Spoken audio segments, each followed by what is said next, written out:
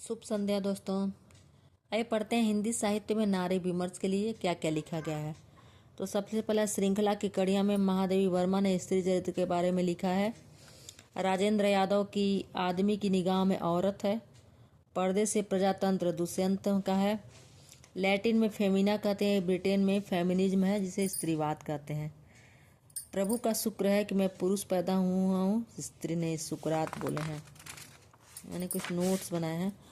तो 1948 में प्रथम बार न्यूयॉर्क में महिलाओं का सम्मेलन होता है और उसके घोषणा पत्र में स्त्रियों को कानूनी सहायता और पूर्ण रूप से अधिकार देने की बात होती है।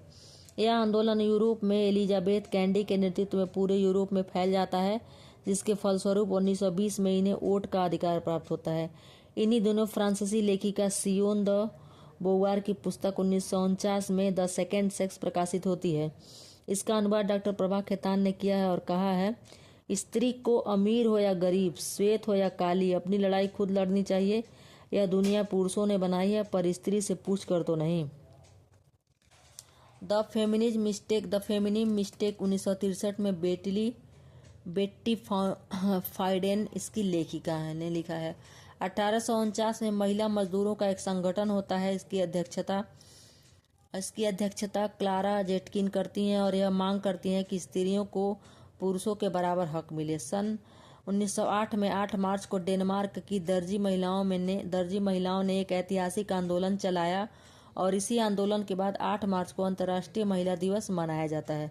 नारी मुक्ति आंदोलन की वास्तविक शुरुआत का श्रेय अंग्रेज महिला मार्गेट ई कजिनन को जाना जाता है, जिन्होंने 1926 में अखिल भारतीय सम्मेलन की स्थापना की।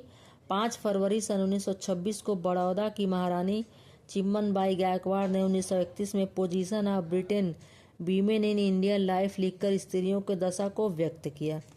और प्रमुख पुस्तकें हैं प्रभा खेतान का उपनिवेश में स्त्री, अलियर कामू यह पहला आदमी है, अनामिका का है स्त्रीत्व का मानचित्र, उत्तरगाथा, मन मांझने की जरूरत, क्षमा शर्मा का है स्त्री का समय, स्त्रीत्ववादी विमर्श, समाज और साहित्य, रमणिका गुप्ता का है स्त्री मुक्ति संघर्ष और इतिहास, नासिरा शर्मा का है औरत के लिए औरत, ममता कालिया का है खाटी घरेलू औरतें, मनीषा का है हम सभ्य औरतें और औरत रंग, मैत्री पुष्पा का है सुनो मालिका, खुली खिड़कियां, गीताश्री का है नागपास में स्त्री, सपनों की मंडी, स्त्री की आकांक्षा के मानचित्र, तब्दील निगाहें 2012, उषा महाजन का है बाधाओं के बावजूद नई औरत।